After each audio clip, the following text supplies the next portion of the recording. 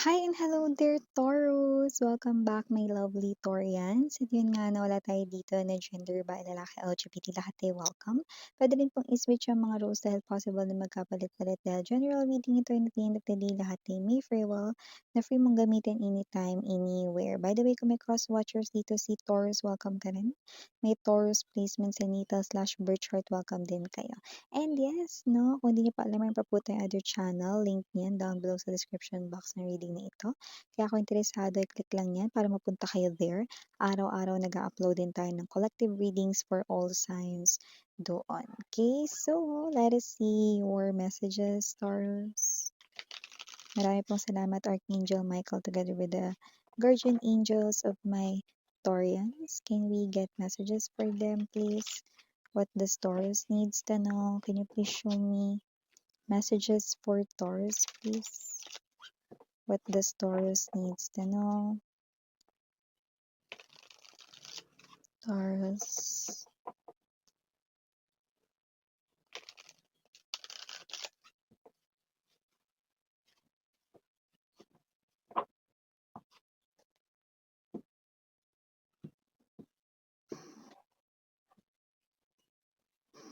You have here Four of Air,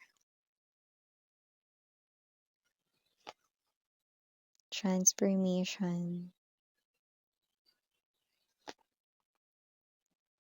Sun, Nine of Air, Two of Fire, Nine of Fire, bottom of the deck, Page of Air, Six of Air, Messenger of Air.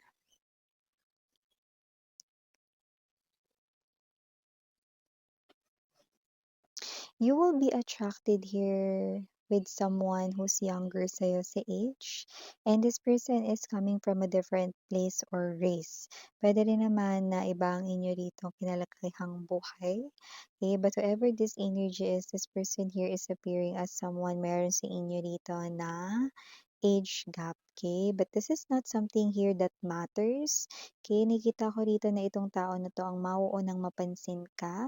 So, nakikita ko dito na itong person na 'to 'no, sa sobrang curious niya sa pagiging mysterious mo, this person will definitely find the way, okay, para ikaw ay mapalapit sa kanya or para makilala ka niya. Six of Air, Messenger of Fire, yan. So, kung sino man 'tong energy na 'to, wala pa siya pero magiging interesado siya sa'yo. At hindi lang yun basta, casual lang 'no or fling lang kundi yan ay meant to stay. Serious ang energy na pinapakita niya dito. Maaaring nagtataglay ang person na yan 'no ng energy ng success.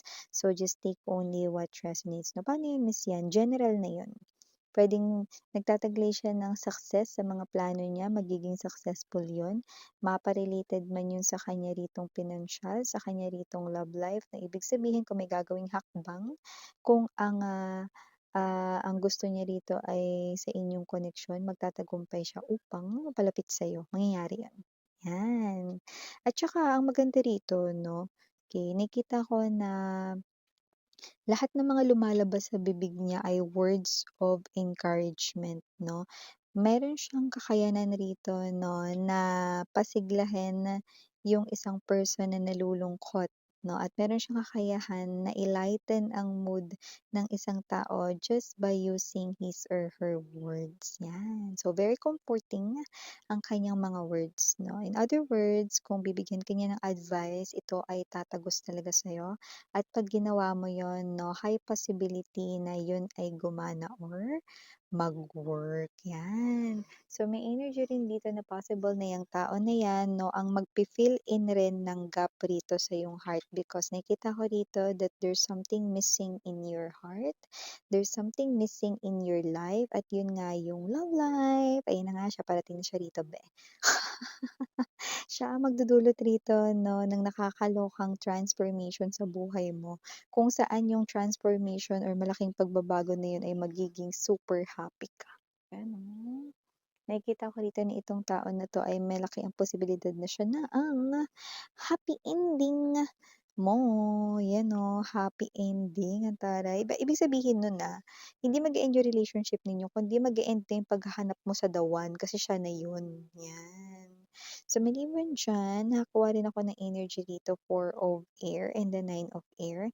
Meron ditong gustong makipag-usap sa'yo, gusto niyang klaruhin lahat ng mga bagay. Yung iba hindi naman ito tungkol lang sa ex mo, parang may nakasamaan ba ng loob dito na katampuhan kasi may energy rito na gusto niyang makipag-ayos sa'yo.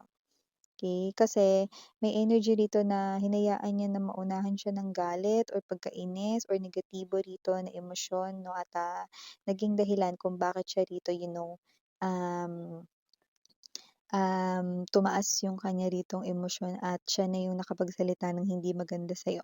Pinagsisihan niya yun kaya yun ang bagay na hindi nagpapatulog at bumabagabag sa kanya dito. Puwedeng close friend mo yun or ka-close mo, nakikita ko dito na siya rin unang hihingi ng tawad sa'yo.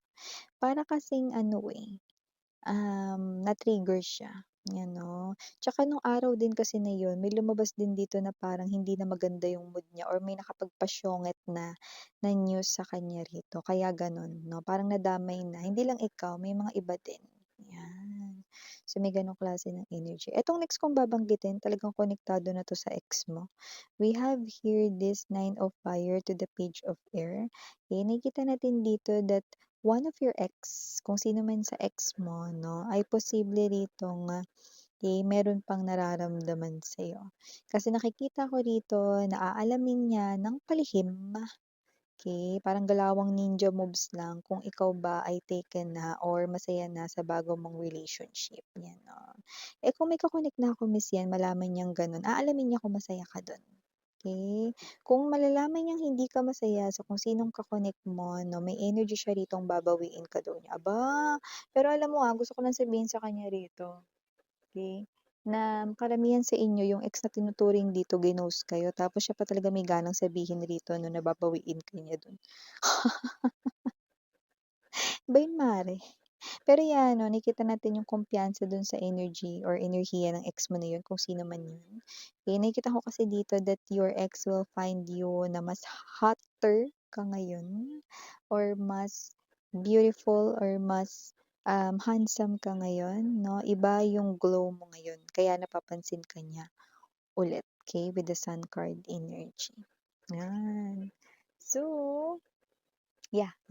Nakikita niya kung sino yung sinayang niya ngayon. Ay, bongga na. May nakikita rin ako rito, parang isang mahaba-habang biyahe ito. Hindi ko alam kung saan ka pupunta, pero ito ay kakain na rito ng maraming oras, 'yan 'no. Maaaring itong pupuntahan mo na 'to ay medyo malayo-layo. Puwedeng 'yan ay business trip or travel, kakain 'yan ng maraming oras, mapa-airplane man 'yan, mapa-bus or mapa-pier, 'yan nakikita natin dito 'no. Pero okey lang kasi kahit ano naman yang parang biyahe na 'yan, lumalabas naman na pagtapos niyan meron kang mahihita. So, puwedeng business trip 'yun 'no or, travel 'no, parang parang mahihitamis 'yun kung travel 'yun 'no. Let's say bigyan ko ng example, kunwari sa travel na 'yun hindi yung mahihitamo yung bibilhin mong pasalubong, puwedeng peace of mind yung makuha mo kasi nakapag-relax yung isip mo 'no or relax ka,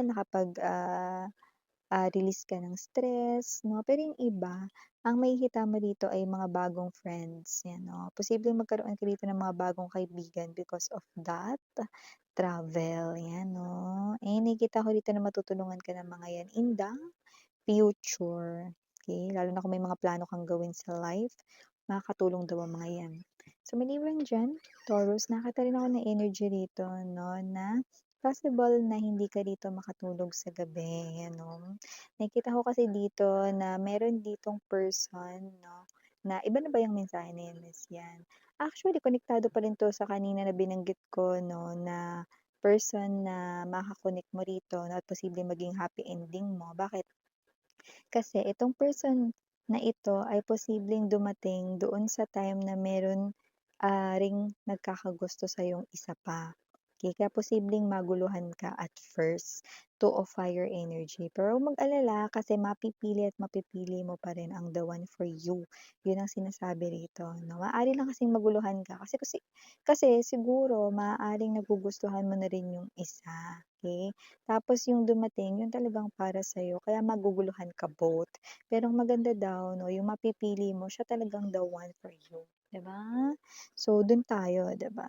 So, possible din mga babes na kung sino rito 'no, yung isa pa, nice and kind-hearted din yon kaya medyo mahihirapan ka. So, parang hindi nagkakalayo halos yung labanan. Pero sa nakikita ko rito hindi ka maliligaw kasi nakikita ko rito na talagang nakatakda na 'no, na mangyari itong pagtatagpo na ito ninyong dalawa. Basta ang clue rito kung sino yung mas bata yung edad sa'yo 'no, or doon sa isa 'no, kung may pagpipilian man dito kung sino yung mas bata sa edad, yun ang siyang para sa'yo. Bongga, very clear, very straightforward ang energy, 'yan. O yung iba dito na nagsa-struggle na mag-move on, mga ilang taon na, finally makaka-move on ka na rin 'te, 'yan oh. Nakikita ko rito that with the Six of Air, you are already moving towards the light, Sun card energy. Number 19 could be something very important, baka special date 'yan ng birth mo or special number lang sa'yo, favorite mo, gano'n. But when you add it, you will get 10. So, ibig sabihin tapos na dito yung mga energies ng traumatic past, no? At ikaw ito na heading na towards the new chapter of your life. Yung iba may lipat bahay tayong nakikita rito. Kasi nakikita ko rito na maaaring ito ay hindi mo naman talaga as in iniisip pa sa ngayon. Pero maaaring may mga lumbas, no, sa harapan mo like sa ads or, nakita mo, no, or whatever sa biyahe mo, no, sa mga bulletins or sa mga billboards 'no, 'yan. Kasi nakikita ko dito na meron kang, mapupusuang lugar na dun mo na talaga gustong tumira. Yung iba hindi talaga dun titira, parang dun niyo gustong magtrabaho. So, it's an opportunity here for you kasi nakikita ko 'no, na kung ano man yung lugar na yun, magbibigay yun ng sense of calmness and also security rin sa'yo. Ibig sabihin, when we say security 'no, hindi lang ito idiomatically expressing na, secured ka rito 'no or panatag ka, kundi, masisigurado rin dito na mas okay ito sa benefits and sa salary or income kung trabaho yon 'yan. Kung yun naman ay tirahan or bahay na nakita ko dito na mas mahahanap mo rin yung parang, feels like home vibe, pati yung mga kapitbahay rin talaga, mafe-feel mo talaga 'no na hindi ka mabubwisit sa kapitbahay. You know what I mean, 'di ba? May mga kapitbahay na parang sawang-sawa ka na 'no, na puro na lang pinag-uusapan yung buhay ng iba or whatever 'no. So, tapos na yung era na yun. Dito makukuha mo na talaga yung kapayapaan ng totoong kapitbahay, 'di ba? Yung parang family-like na mga kapitbahay. Okay. So, meron pala ditong nagbabago ng dahil sa sinabi mo. Ewan ko, pero ang tagal na nito. Pero ngayon, nakikita ko na nagbago siya dahil sa sinabi mo. Puwede kasing hindi mo finilter talaga yung sinabi mo na yun sa kanya noon kaya natandaan niya. Kasi parang hindi siya maligaw ng landas, 'yan.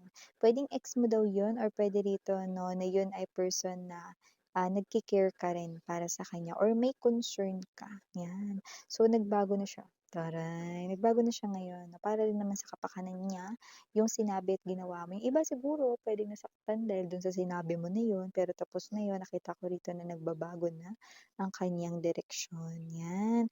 O may energy pala rito na maaaring sa summer mga babes 'no, posibleng lumabas ka kasama ang iyong family.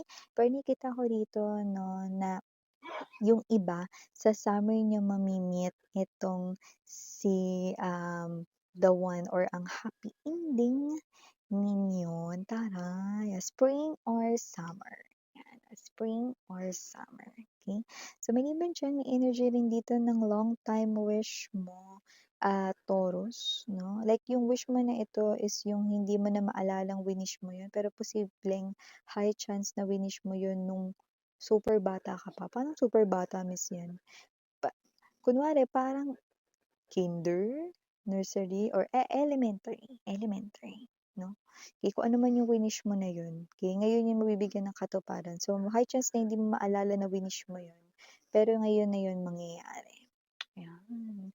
So, ito yung mga mensahe right here for you, Taurus. Again, I'm Yuriana only for the girls. And yan, nandun na for the boys. Harang hey, love and light, sweethearts. And